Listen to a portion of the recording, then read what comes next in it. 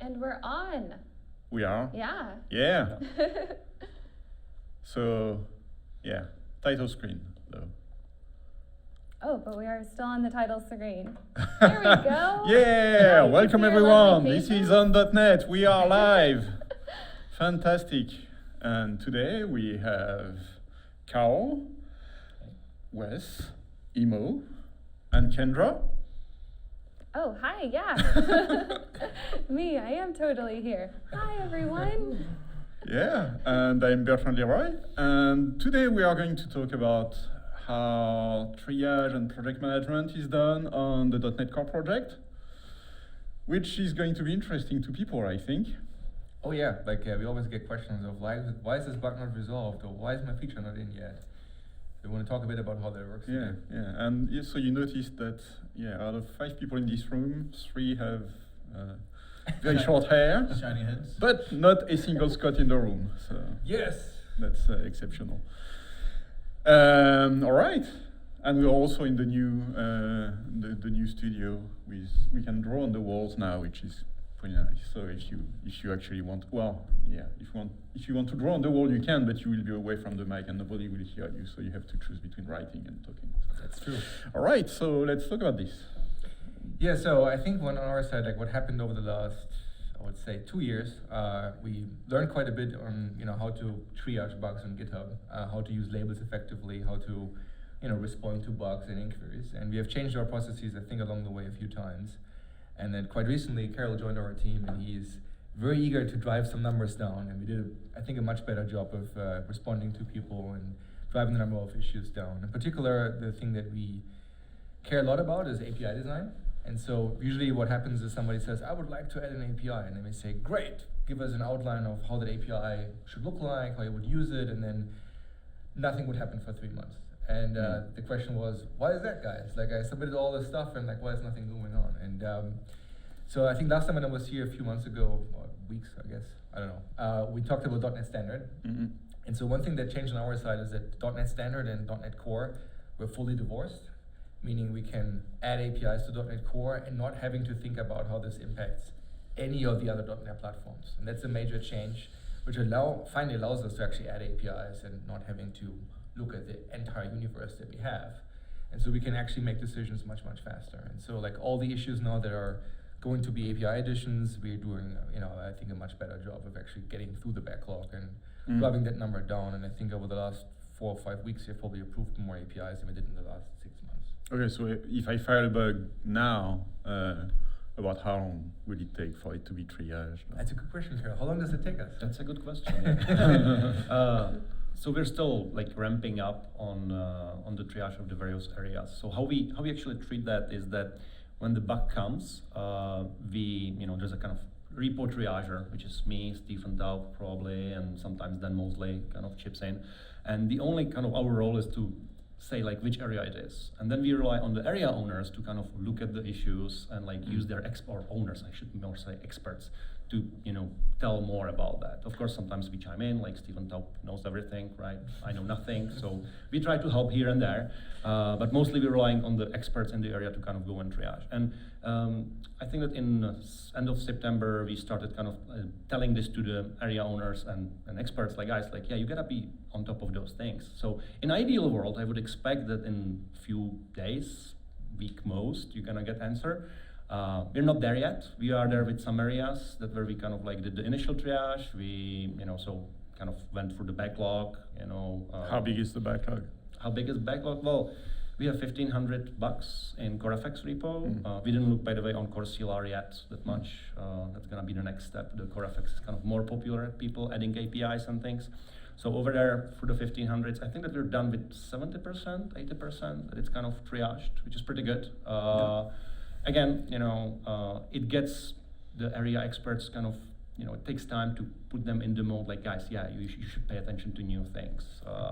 And, GitHub is not making it quite easy for us to do. So we have some tooling around that. But anyway, so to answer your original question, how long it will take, what I would like it to be is a week most to get some answer, ideally even much less, but again, let's shoot for something reasonable. In some areas, which haven't been especially triaged, or where we kind of didn't quite establish the cadence, it's gonna take a little bit still longer. But what I'm trying to shoot for, like, if someone notices like that, like, yeah, ping me on Git, like, hey, this is not getting the attention, and we can either say like, yeah, sorry guys, we don't have the owners lined up yet and experts, or we can go say like, yeah, we missed things, and we will miss things, like, with the number of 1,500 issues, and I think that every day we have, I would guess, like 10, 20 new bugs coming in. We're gonna miss things. Again, not intentionally, but something will slip through. Okay. So we're open source, right? Oh yeah. So. But we're perfect, right? Yeah. I'm getting to that. So we're open source, so we have contributors, and we have people outside of Microsoft making very valuable contributions. You talked about experts. Are any of those non-Microsoft? People who are triaging bugs actively? That's not the current state, no. Is it a place where we want to get eventually? That's a good question. I don't know answer to that. When you look at that, like the external contributors, there are like two types of issues, right? There's the issues as in bugs, like someone says, hey, I have this problem, or hey, I would like this API, or this is broken. And then there's the next level is kind of submitting PRs. That, hey, here's a fix for that issue, or adding these APIs. We have quite some number of active contributors, especially in some areas. By the way, Link has like half of all the contributions, which is interesting. Apparently, very popular on number of PRs coming from kind of contributors. So, what was your question again? External. Yeah. If we want to triage kind of from external people, so the first step that we're actually looking at, especially in Link, like, hey, we have so many active people. Some of actually Bardesmet is actually a Microsoft employee, but he's in Bing, so he's not kind of in our organization. So he's doesn't have the insights that much about core effects and those things. But we kind of starting opening the question: should we give these contributors more write permissions and like allow them to kind of are they trusted enough? Like, do we trust them with that they keep all the standards that we have on the base, or do we need the kind of real owners or experts in our area, like in Link, for example, do that? We don't want to kind of open it for everyone. Like, you probably want to have some gates, some kind of like checking that, yeah, this looks good, and like, only people who are more experienced kind of, potentially giving them right access. We started discussing that. There's no good answer. There are pros and cons and maybe legal implications and things. So it's an open debate. So right now we don't have that even for that. And honestly, if something and it can also bleed into governance territory, which is even more from a triage standpoint, I don't think external contributors are going to be. We're not going to ever put them on the hook for like triaging areas and stuff like that. But providing like feedback and guidance and stuff like that, definitely. There's lots of already coming in. We're just providing feedback. On but it is possible for anybody to look at bugs and determine if they are legitimate and repro. They chime in all the time, even before we do sometimes on a lot of the issues. So. And we have active contributors like that, quite non-trivial number. Yeah. So again, so the kind of how I view the triage is more for us making sure that if no one from community kind of took a first step at it, that we don't leave things behind. We push the communication on the issue a little bit. Like I get back to Karel's point earlier about 1 week time frame for triaging. Like that's at least starting a conversation, having a conversation, not necessarily having a resolution and like having something closed. So it's getting the issue acknowledged and looked at. That's and right. So some things are a lot easier than others, and some issues take a long time, even if we are actually actively working on it for the whole time. So the one thing I want to point out, because you mentioned open source and being transparent and open and like having external people or giving them power. The one thing that I think is challenging for us is that if you look at GitHub, basically there's multiple roles, I guess, that are mixed together in this repository, right? If you compare this to, let's say, Linux, where there's different artifacts and there's different roles and different basically different styles of what's the bar, right? So for example, if you want to get your fix into, let's say, the networking layer in Linux, right? So what happens is you have your own fork of the repository. You can do whatever you want in your own fork, obviously. But if you want this to become part of the official kernel, what you do is you don't talk to Linus directly. You talk to some of the maintainers, and then there's like a chain or like a tree, if you will, of like decision makers that are there. And then Linus himself, he only pulls from a bunch of people that he trusts, which are all in the community. But that's basically just what does Linus think what his kernel should look like? And he gets free reign, like he doesn't really have to answer to anybody because that's like everybody just agrees that he makes good decisions and we trust him. But then on the other side you have all the distro providers, you have Red Hat, you have a bunch of others, and they usually have their own issue tracker, they usually have their own patch queues on top. And on our side, all of this thing is basically mangled together in one repo where we say the official source for the .NET Core, BCL if you will, is the CoreFX repo. But we also happen to be the maintainers. We also happen to be the party that offers official support. So that makes it a little bit harder for us to delegate this to external people that, for example, don't have the context on what does support look like? What happens if you have security issues? Like we're on the hook for those decisions. And like in the Linux world where you have distributed basically repos with distributed roles and responsibilities, it's a bit easier to say, Linus doesn't have to worry about this thing. This is Red Hat's problem if they have to roll out a fix. On our side, it's one party. And that's why I think it has pros and cons, as Wes said. The one thing that is easy on our side is that there's only one repo to worry about. You only have there's not 500 parties you have to align with. But it also means that there's more decisions to be made when you want to get into that repo. And that makes the bar somewhat higher from the get-go. But I also think that's not necessarily a bad thing. It also sets expectations. Everybody understands what it is that they're getting from this whole thing. And I could imagine a world where we actually have multiple layers. I mean, we already have an agreement with Red Hat, for example. They will probably start maintaining their own source copies eventually to have their own patch queues if they really have to. So yeah, I could imagine a world where this is heading in that direction. Right, because we already have some, let's say, trusted partners who are part of the foundation. Right.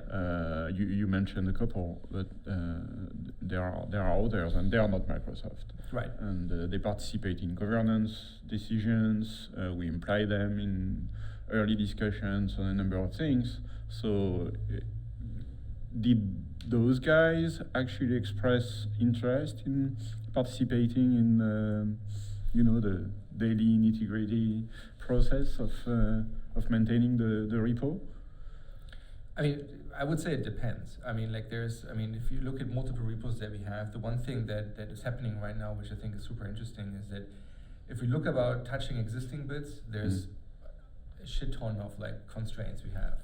But for new stuff where it's more unconstrained, especially CoreFX Lab, where we build a whole bunch of new features that sometimes have runtime implications and compiler implication, I should say.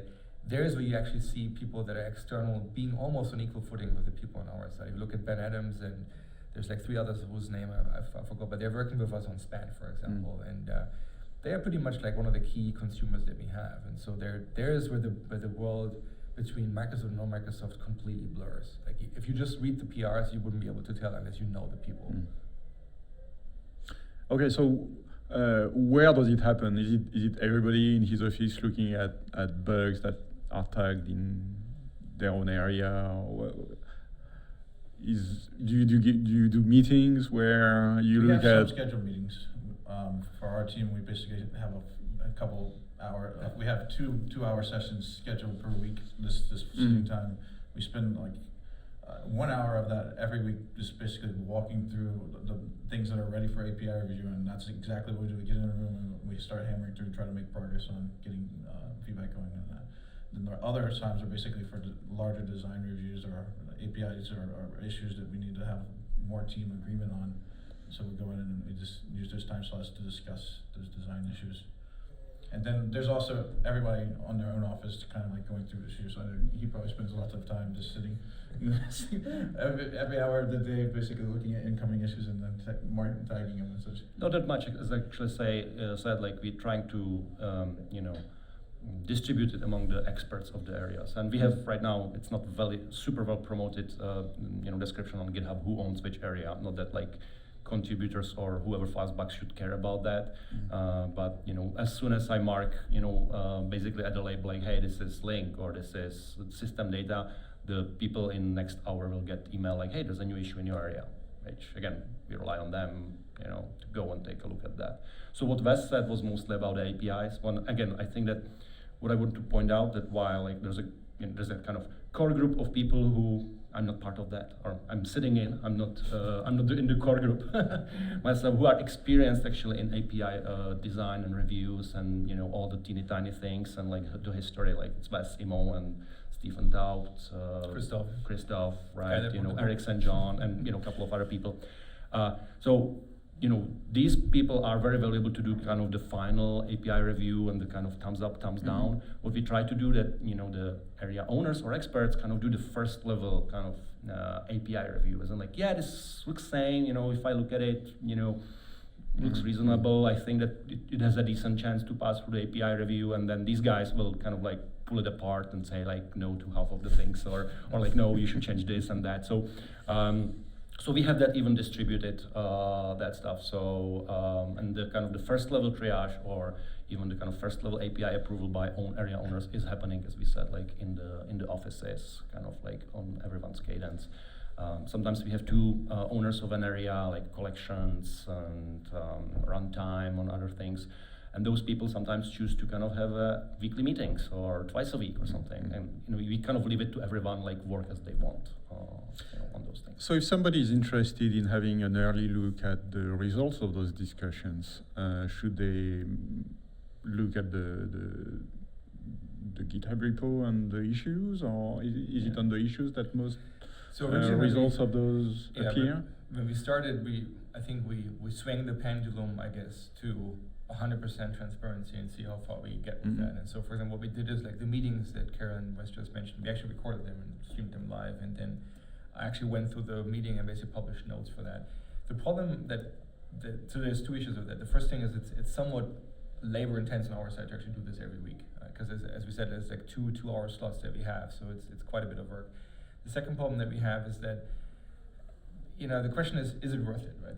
That's always the question. And what I found is that, I mean, I think I uploaded like 100 or so design review meetings on YouTube, and I think most of them have, let's say, about 150, 200 views at most, which is, you can say is a lot, but at the same time, like, consider that this is like 6 months after the fact, right? Usually when you start, and we had like maybe 10 people chiming in, but this whole curve declined as well. So what we found is more useful is that we basically have, if you look at the reviews, we basically have two kinds of reviews, I guess. One of them is, okay, we have like 10 issues, probably each of them takes us about 10 minutes to get through, and then we just crack through them. For those kind of issues where it's like, okay, here's 2 overloads I want to add, what do you guys think? That really doesn't warrant necessarily a video plus detailed notes. It's much easier to just respond to the issue on GitHub with a comment that says, we looked at this today, here are the few bullet points you need to worry about, and so there's no dedicated note section for this particular issue because it's the issue itself. And then there's the other kind of reviews where we've done this in the past when we shipped completely brand new feature areas that take all of Rosin, for example. We did like, I think 3 or 4 meetings that reviewed the entire service area of Rosin.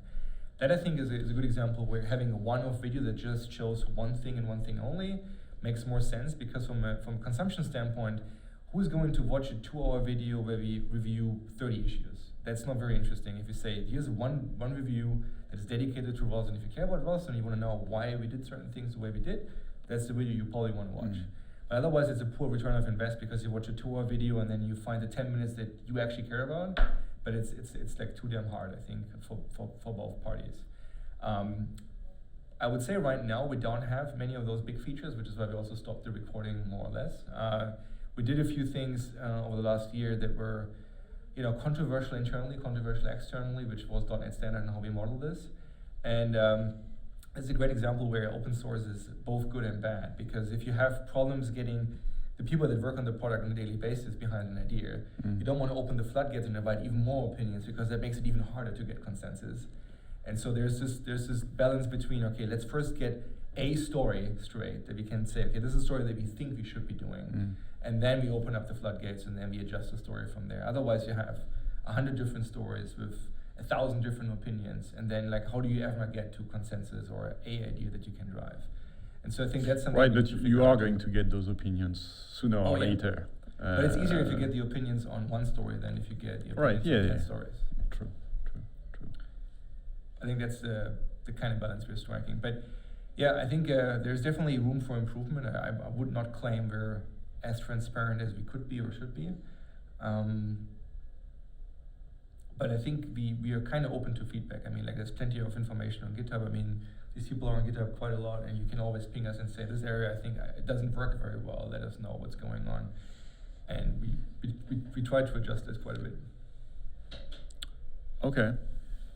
So the one thing I should point out, by the way, is like we are working on CoreFX, right? So I think we shouldn't pretend that we speak for all of .NET, right? Like first of all of .NET is not even just Microsoft anymore. There's External and a bunch of other projects that are also in the foundation that have their own processes. Roslyn has a very different process, for example, because they do language design. They have to be even more conservative on how features work, and they have their own processes around this. We are specifically talking about the core runtime / base class layer that we happen to maintain. So most of the concerns that we have, other people may not have, or they have other probably concerns and constraints. Okay. Sounds good, right? So we talked mostly about API design issues. We still get quite a lot of just bug reports and other type of issues that triage. Those are usually going to be handled by the owner's area that just take a look and investigate and like figure out how they're doing. But the open source community also goes in and tackles a bunch of those things too. I think we've gotten more in the habit of marking things up for grabs, so like to open the door for community members to just feel it for you to step in and tackle some of those problems too.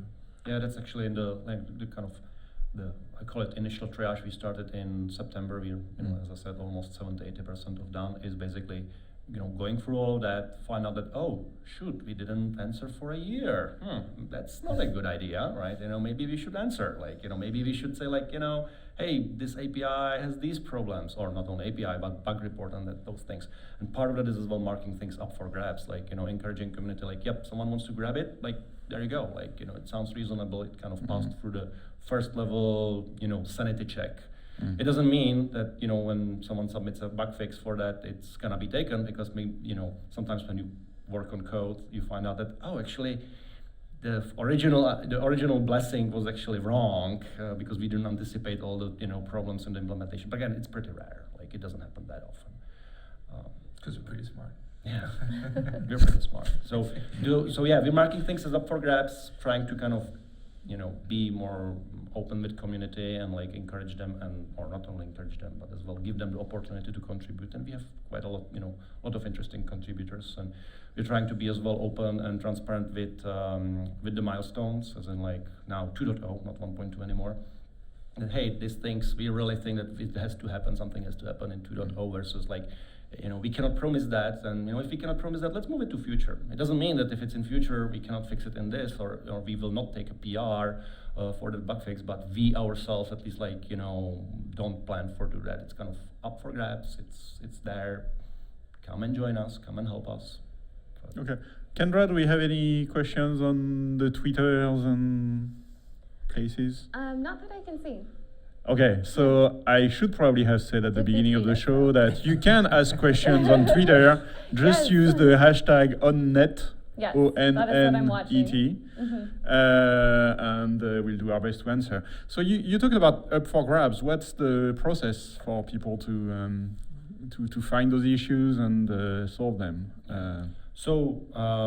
There's a simple query. It's actually on the CoreFX main page under README MD. The only problem of that query is that it contains both things, the API proposals and as well all the bug fixes. So, with the API proposal, right now we're marking it API needs work plus up for grabs, which basically means we need API proposal. Which is different work than I have than implementing or an I have API an that has implementation been... it's just go and implement it. Right. So that's, we need to add a couple of more links and explain that, because again, from a newbie, people who are used to CoreFX repo, they know already, but it takes, 2-3 issues to find out, oh, okay, that's what it means.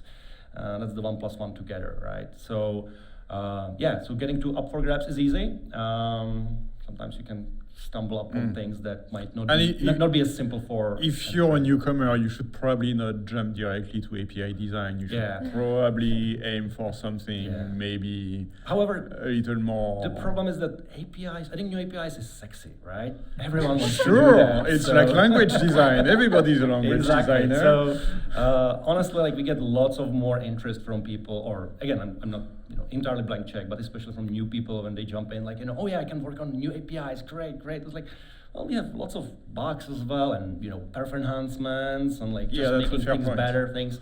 But again, We do get a fair lot of contributions for just people adding test coverage, which is Oh, yeah. awesome. We love that too. Yes. but those are mostly engaged, Yeah. already engaged kind of contributors who found that like, hey, I can actually make a dent and make contributions as well other ways. Yeah. And like Hugh was, I think, was one of the top contributors even a few months back on some, increasing test coverage and that stuff. And Yeah. so we welcome all types of things. Yeah, all both test contributions. and documentation are great first contributions because you get to actually dig into an area of the code that you Yeah. don't know in advance and discover it and understand it, and then you can share what you discovered. yeah. So The documentation that, we don't have a great story for contributing documentation at this moment. We don't? We don't. Like it's. oh, you mean on APIs or on because in APIs, on general the we API do have reference. the So there's the docs for Yes. the conceptual things. Yes. Yes, we do. Yes. Not on the APIs and the Got triple it. slash. It's Okay. a little Yes. bit, it's not crystal clear. I'm not saying that it's impossible, but it might be. It's confusing even for me. Let me put it this way. So that's something actually worked with Doc's team in the last few weeks, and hopefully come February timeframe, we should have a really good story. I want to make sure that we have like, hey, this is how you contribute to documentations. Right now, we even don't know what's the thing. Like, should you go and change the triple slash commands in CoreFX repo, Yeah. or should you go to the docs side? How those things will match together? When? What? Like, there are not good answers at this moment. Again, Doc's team is working on tooling and Yeah. stuff, so. But we're gonna get solutions. So conceptual documentation is possible to contribute Absolutely. to. It's docs.microsoft.com, and Yep. there is a GitHub repo. What's the repo? Do you know? docs. Oh yeah, it's .NET/docs. .NET/docs. Yeah. Thank you. Sorry, I was looking at the CoreFX Yes. point. Yeah. Yes. Sorry. Yeah. But be prepared Yeah. to have all of your typos fixed by our docs team. They are relentless. Yeah. I know. But I have to actually shout. We know. I have to actually shout out to Myra from Doc's team that Yes. when we talked, actually in the last few weeks, we started pulling her on some issues where we said like, yeah, okay, already from the community, we know exactly what to change. Here's the original text. Here's the new text. It makes sense. And actually, there was a really fast turnaround on these things. It's still kind of unofficial. She has to do it in some tooling somewhere for MSD and docs. But so there are ways how to get there. It's just not very well streamlined. Yeah, and we are in a transition phase. Yeah. Yeah, We're gonna get there. We're gonna we're get moving from all MSDN to something Yeah. a lot more open and Yeah. a lot more flexible, where the time to get the docs online is much shortened, and So in CoreFX Yep. repo world, we're not ready for someone to come and start submitting 100, changes to the documentation in CoreFX repo. We might be ready in Yet. the docs repo. okay, okay, yeah, that makes sense. But it's just APIs. Who reads docs? Yeah. Wow. That's true. Who needs tests, right? Tests? What is that, right? Okay, what else do you guys have to say about all that? So the only other thing that I think may be worth interesting, like Wes and Karel, can you talk a bit more like what does the process look like when we actually add stuff to CoreFX? Because we also have the full framework, right, which is completely not open source. So You're what not does that allowed to look say like? full framework. Sorry? You're not allowed to say full framework. Full framework? Did I say full framework? I meant You .NET did. framework. Yes. Capital F. Of course. That's one of those things that our doc teams relentlessly fix in our documentation. Like, you can't use that term. Yeah, I think this is certainly a challenge that a lot of the more senior folks on our team pay attention to for all the issues is like, well, what does it mean if you're going to go make this change, or is this a breaking change for other places or other platforms? You can make this change, yes, it looks like a bug in .NET Core. If you make it now that it behaves different than .NET Framework, do we want to take that? Mhm. Is it really worth the difference? Who knows? In some cases, it's always case by case basis, but we'd like to have people be able to copy C# code from the internet somewhere and be able to run on .NET Core and .NET Framework and have sort of similar set of semantics. So whenever we take a change that's actually a difference in semantically, we try to figure out, you might start seeing we tag a lot of issues with NetFX consider. Port consider. Port consider, yes. Yeah. That's basically a flag to us, to our tooling, to basically file an issue for the .NET Framework, we might actually need to take this issue there to Yeah. have a consistent behavior Yeah. between both .NET Core and .NET Framework. And that's actually not a promise, as in like we're gonna take that. That's why there's the consider in that. Like, yep, we're gonna consider it. We're gonna review it carefully. When it's ready to kind of spin off the new not quite full .NET framework, right? Well, why don't we just take all the changes and just jam them in the .NET framework? You want us to answer that question? Okay. That's an obvious But question. you know the We answer, have right? 1.8 million customers and pushing fixes to the .NET framework breaks somebody every single time we touch the .NET framework. That's the reason why we don't do that. That's a good And- answer. The compatibility is actually an important part, especially in the framework. I think in .NET Core we could kind of break out from that quite a bit. That we're side by side. Basically, people upgrading is it's their option, so they can take a little bit of breaking changes, even not too much. Again, Side by side everyone likes also. breaking changes unless it breaks their application, right? And that's the challenge. In .NET Framework, we have the challenge that actually pushed out via Windows Update and stuff on all the machines, and you break interesting applications at interesting time frame, 2 days before tax return and those type of things. And those are the horror stories we have around. So we have to be really extra careful about those things. And as was mentioned, we want as well, code to be copied, and we want actually libraries to be able, not care and not have if checks if I'm running on full .NET framework, do this, and otherwise do something else. So that's why actually even compatibility between the full framework and .NET Core matters. So sometimes we say it's a great API change. If we would start from over, we would take this change in the behavior of this API. It doesn't make sense. But if we take it, it means that almost every, half of the libraries that are out there will have to do if check what to do on that platform, on another platform. So is it worth it? Is it worth the complexity that we enforce on the library writers? Oftentimes the answer is no. Again, if it's corner case, we don't think it's large impact. Sure, let's do the right thing, but yeah, the ship has sailed, unfortunately. There are tons and tons of cases where we've broken things where we thought it was completely innocent change. Adding a new API on a type, well, yeah, that breaks things too. We added a property a couple of releases ago, and it broke some random serialization scenarios. And I just added a property. Come on, why can't I do that? We've had plenty of scenarios where we just added a private field and it broke things. Binary serialization is very sensitive to these type of things. Every change we make, it seems like it breaks some scenario. So essentially any change is a breaking change to somebody. It's just we have to. Yeah, and when you have millions of users, you are guaranteed to break stuff. It's. If you just do the math, we have 1.8 billion installations, and if you think you're really good and you're 99% compatible, that's not enough. Yeah, it's clearly not enough. 99.9999% compatible. You mentioned breaking changes. The one thing that often comes up is, why don't you just use Semver? Semver solves all versioning issues, apparently. At least some people believe that. The problem with breaking changes is, first of all, we don't do breaking changes. Like traditional definition of breaking changes, like removing APIs, renaming types, renaming namespaces. We don't do those sort of things. But what we do not is, deliberately, at least. well, sure. There's people that submit PRs for that, and we say politely no. But the problem that we run into is that, as was said, in many cases, if you look at a change, it's traditionally you would think of it as change of compatible behavior change. is potentially breaking. All of them. Any bug fix is a behavior change, which means it is potentially breaking, right? Or any API additions can be, depending on how you use the API, can be breaking.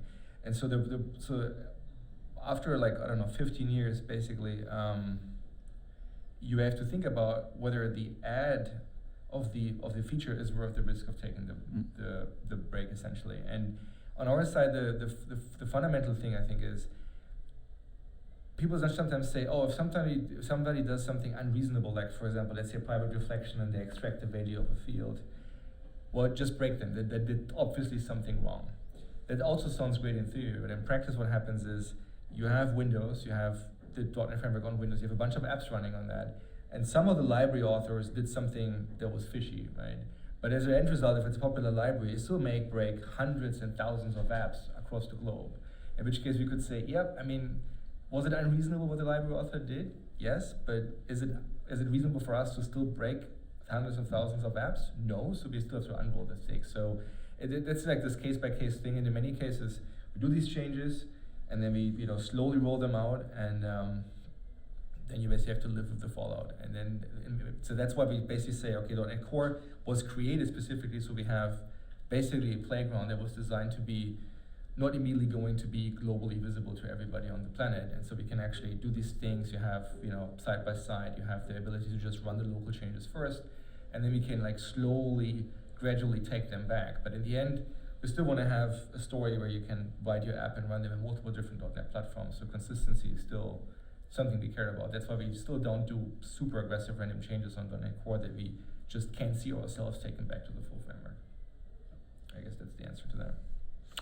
Also, just to add to that, this is an anecdote. Like early in my career, one of the things I did was I was quite naive. You know, like this behavior is clearly broken. Why wouldn't I fix this behavior? Like it's not even returning anything close to what it's supposed to return.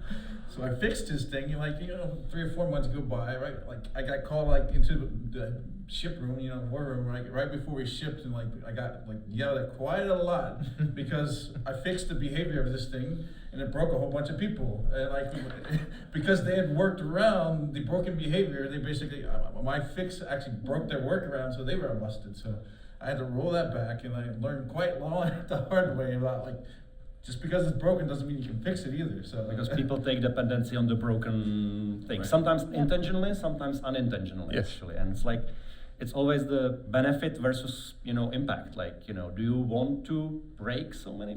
Is it worth the risk to break so many people? Yeah.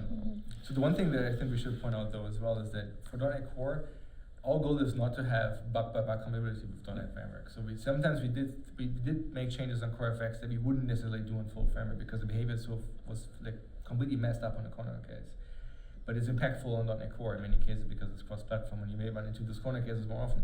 So that's why we have more flexibility on .NET Core, but it's not that we use the flexibility to do breaking changes. We just do them for the greater good, I guess.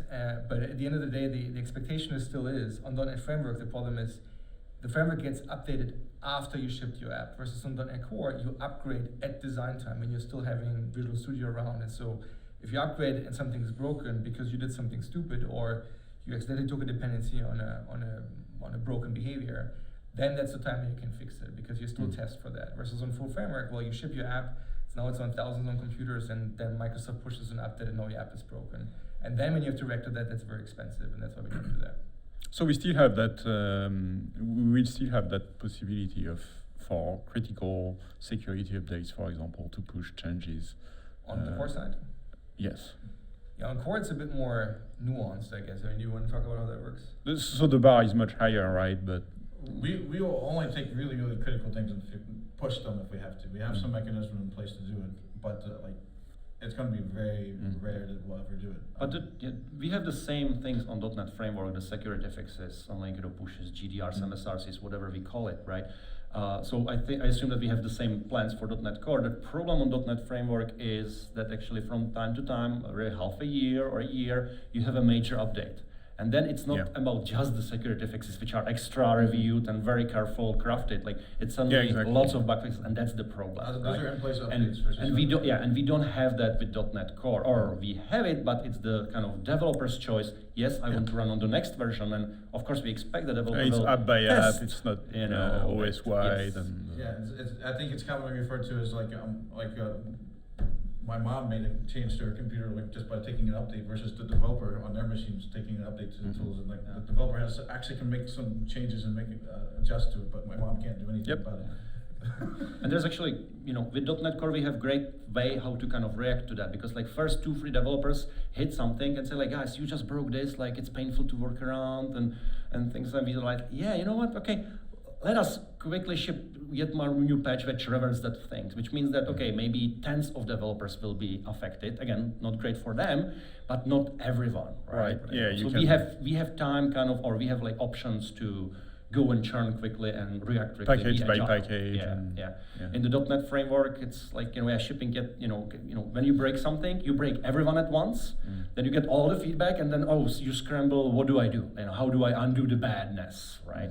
And then you hope that no one took, in the meantime, dependency on the new badness that you created. Of course.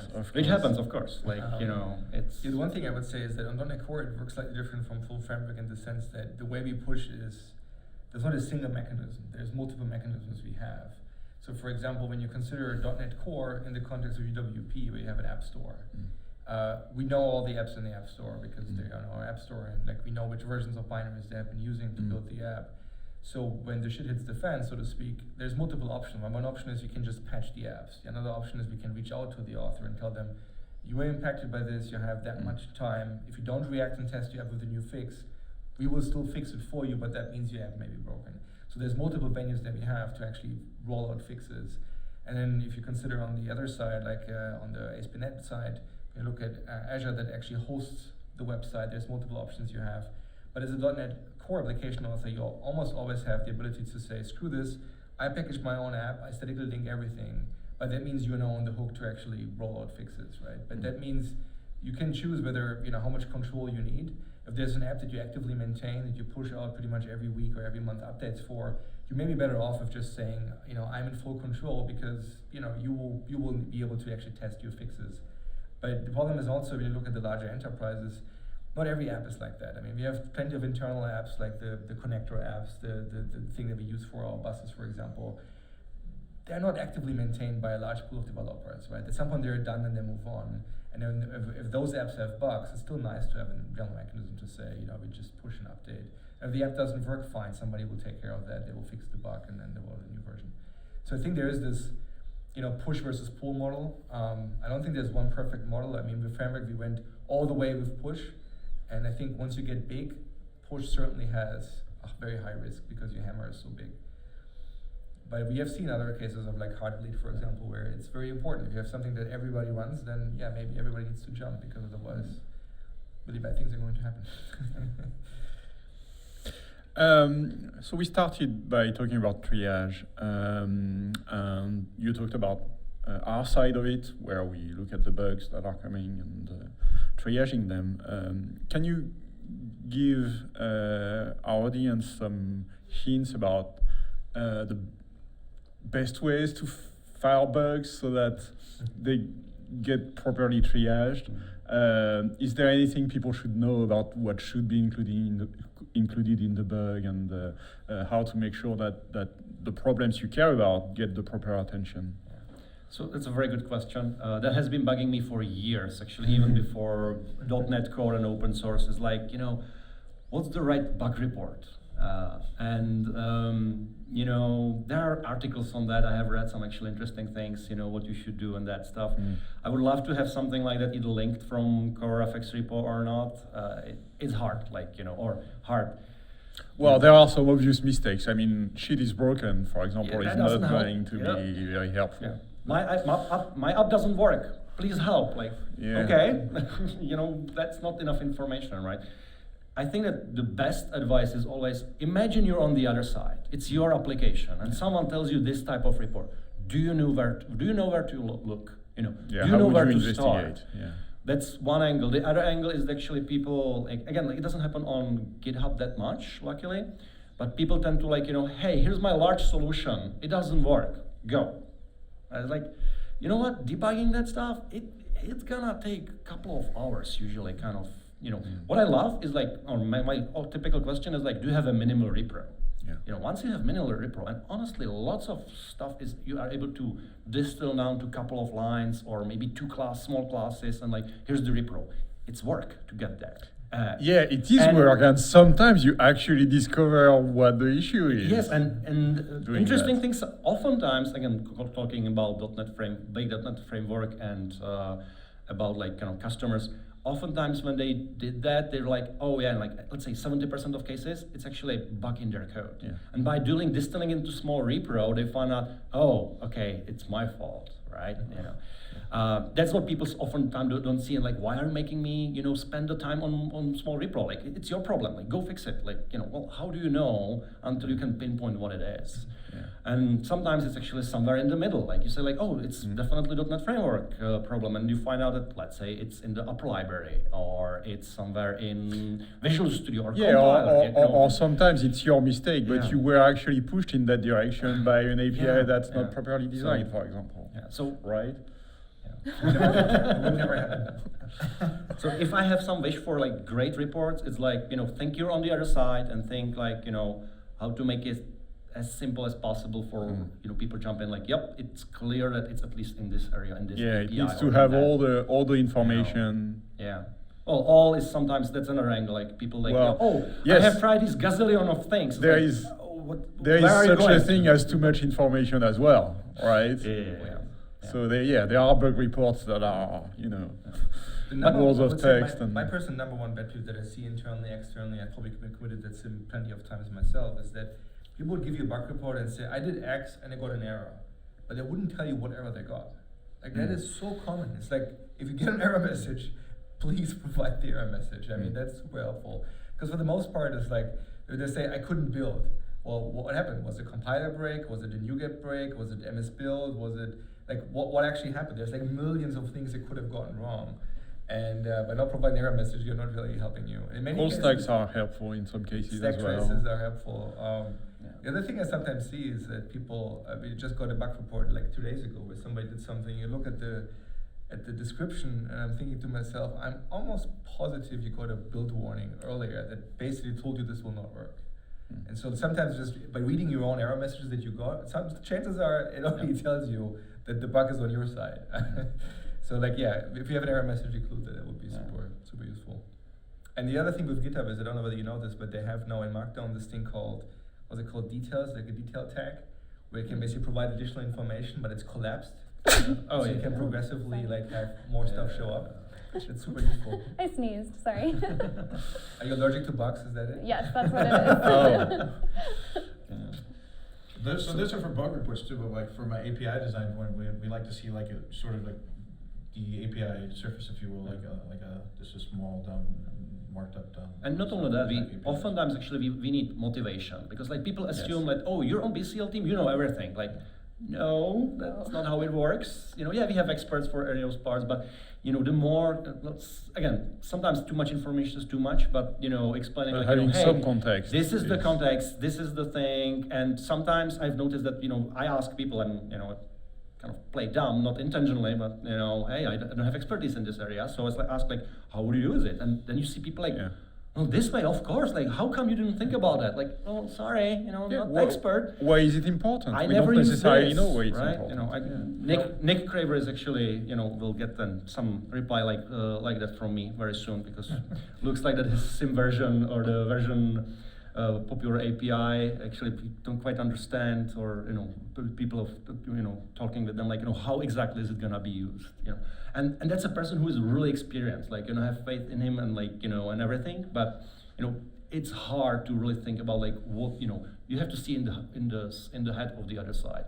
So I think that one thing would be like, yeah, try to think about the other side, and then next, like if you get even stupid questions back, it's not trying to push you off. Just be patient, because just people don't know everything, right?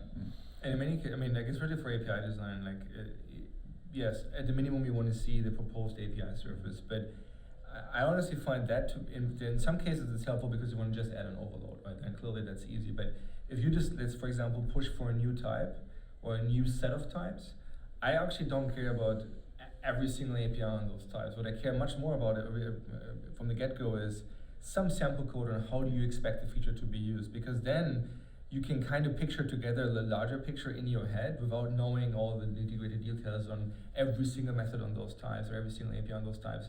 And then in many cases it actually informs almost all the remaining design decisions, like, oh, you want a fluid interface design, or you don't want that, or you want operators, or you don't want operators, or you want that to be a struct versus a class versus whatever. And like in many cases, like the context of like, how would you use this, when would you use this, what's this primarily for, convenience, performance, just capability, whatever, that actually has helped many cases to completely not do certain designs. So I think that's, if you look at some of the bug reports we get now, or I should say feature requests, most of them have that now. I mean, I'm actually say like almost all the API reviews requests we get are actually relatively well written, because pretty much everybody like followed what some of our early contributors did. And it's actually quite nice to read. Plus, you're seeing the stuff that has been already processed by the first level triage, right? So No, I'm not. I'm just saying that. I mean, it's leading by example on both sides. But yeah, it's getting definitely better.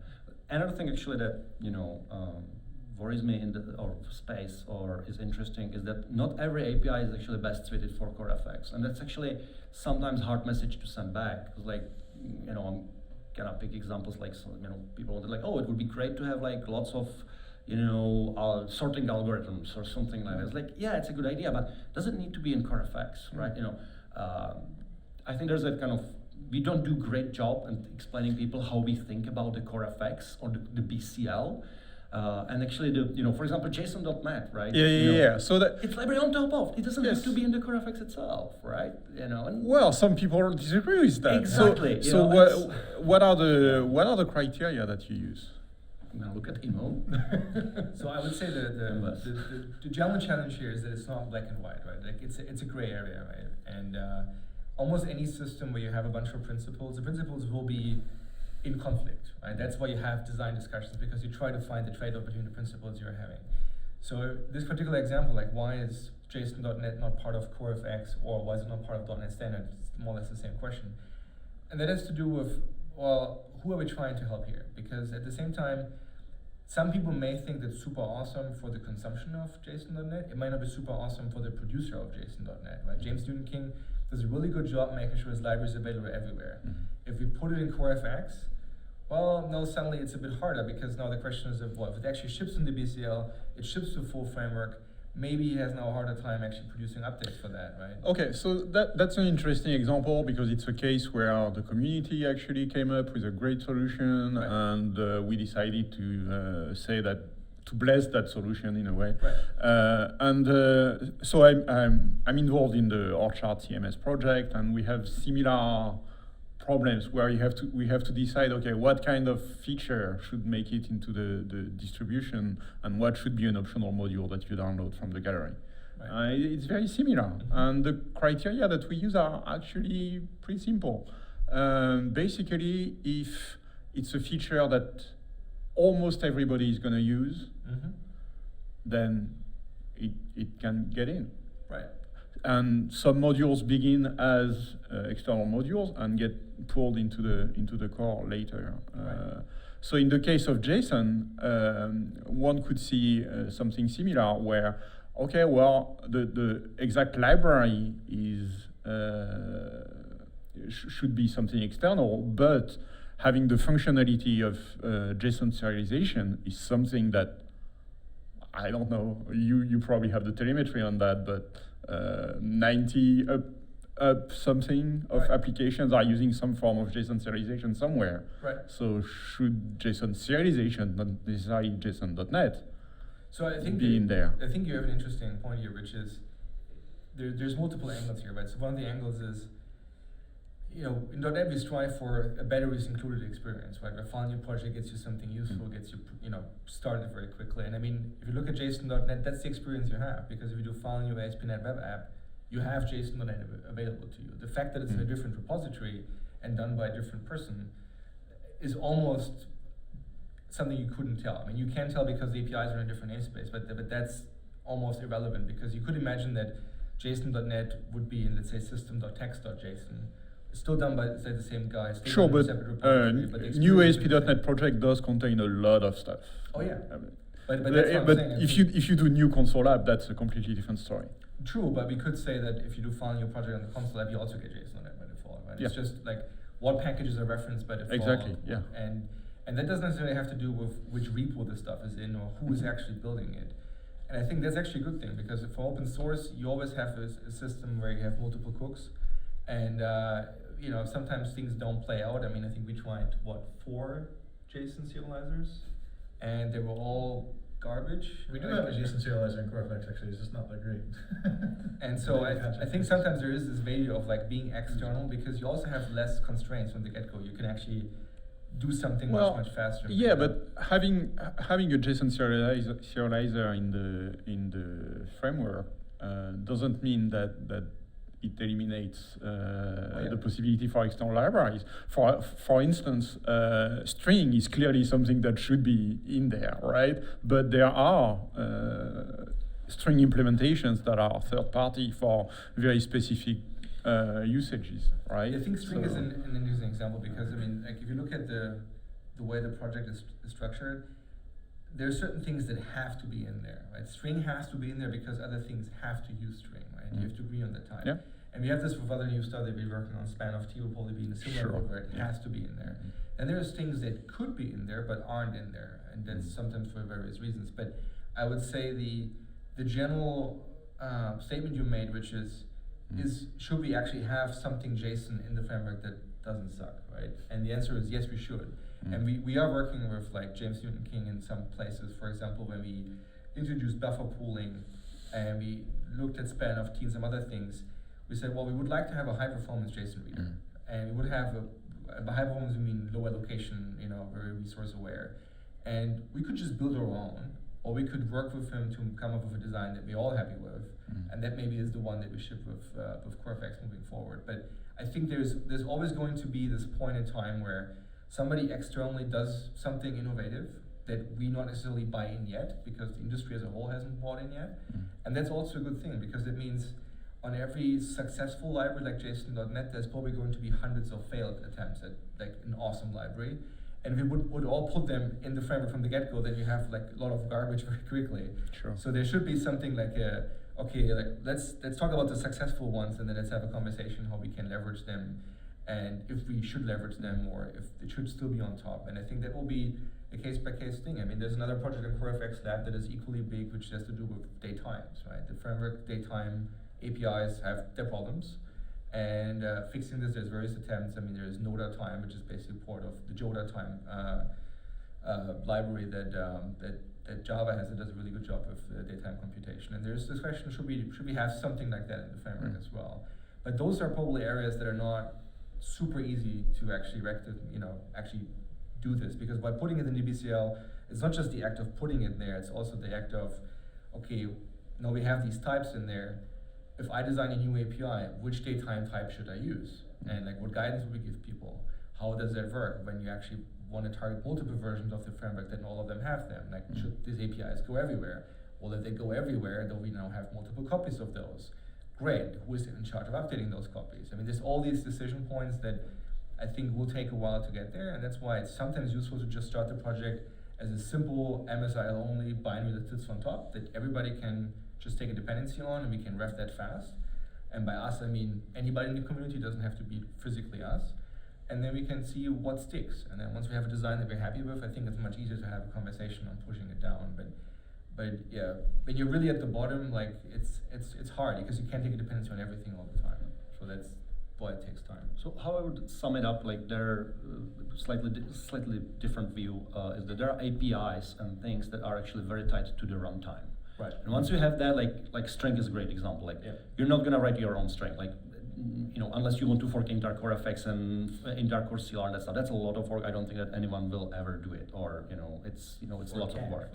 They can, but Well, they can fork the whole thing. So it's open source. You can do everything, but man, that's a big undertaking, right? So there are, and datetime is another example. So there are APIs that are used everywhere or tied to the runtime. So that's the real core. And there are APIs like the JSON serialization, or maybe even XML parser, or pick whatever your favorite, which is right now in .NET Core, which is actually part of .NET Standard. And we should think about them like, why they're actually part or CoreFX, or do they have to ref with that? Would it be better like have the same model like for JSON.NET, like pull them out? And then you have actually interesting questions from community like, hey, you have this JSON parter, you should change the API and to match what JSON.NET has. It's like, yeah, it's gonna, what's the value? Like, it's gonna break the people who use that.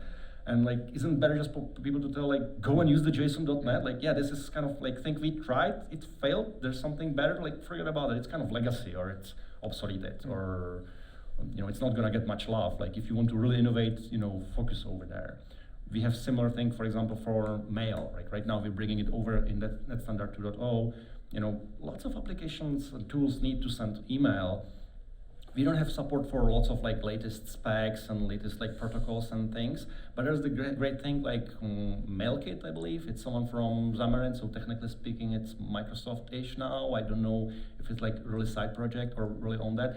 And that's exactly great thing. You want high performance mailing sending, like latest protocols and that thing, that's the thing you should migrate to. Yeah, if you want just compat, you have your old application that works on desktop and some tool, you don't care about performance, you want to send free emails, hey, here's the fork compatibility. But it's not in our interest to kind of bring it into the prime time and like, overshadow the existing external things. Definitely. That's JSON.NET Mail, and there will be plenty of other examples. Again, sometimes explaining to people, they will come with the idea, oh, you should definitely implement this, and by the way, this is how you should be motivated. Like, yeah, that's not what we really want to know. That's not the direction we want to go. Okay. Right. Yeah, I think the only thing that I think we should avoid, which is basically what Java has done, where their core base BVCL wasn't as good as some people wanted it to be, so they pretty quickly started basically having tons of community projects. So there's like plenty of libraries to choose from to do file I/O. There's plenty of libraries to choose from for doing IOC. There's plenty of libraries to do datetime. And what happens is like almost similar to C++, you have ultimate flexibility, but it comes with the price that there's no agreement of what the one thing is, which makes it harder to exchange types. But I think, to me, this is mostly a question of like, how are things named? Like where, like for example, if JSON not able to live in system.text, for example, let's just say, I think the majority of the complaints we see today that it's an external library would almost disappear because you wouldn't be able to tell. Like it's a leaky abstraction in the sense that it's done by a community, but it's very visible that it's done by a community and not done by us. And I think that's something we can totally fix by just working with the community. And like, if you look at CoreFX Lab, there's many projects that weren't even done by us, that were done by other people. If we would start taking them and integrating them, even if we ship them as NuGet packages on top of the framework, I don't think anybody would be able to tell. As long as the final new project experience comes with batteries included, then it doesn't Which matter. kind of turns to like lots of customers and are looking at like, blessing from Microsoft, right? That's the Microsoft pick, right? So. But that's the thing. And that's the system namespace. That's basically naming, right? But I think the blessing is the thing that everybody wants, but at the same time, I think sometimes people forget that the blessing is not just us saying yes, it's also, well, now we pick up the onus of, fixing bugs, versioning that, and like that, and we want to be careful which ones we pick the commitment for, because we can't, fix everything, right? That doesn't work. All right, and we are out of time. I think so. Yeah. Yes, we're actually over time. Yeah, we A are. little bit, yeah. It's hard to stop you guys. We're passionate. But you Yeah, succeeded. exactly. Come on. That's great. All right. Thanks for being here today, and you can come back anytime. And We will. okay. Yeah, I think Yeah. the people on Twitter should probably tell us what we should talk about. Yeah, that's a good idea. So, people of the internet, let us know what you would like to see on the show in future shows. You can use where is the marker? I don't have one. Hidden. It's hidden. wait, Well, there's a anyway, bunch of- it's hashtag onnet, ONNET, and don't worry. Yeah. Thank you, Kendra. We'll see you again next week. Bye, everyone. Bye, everyone. Bye.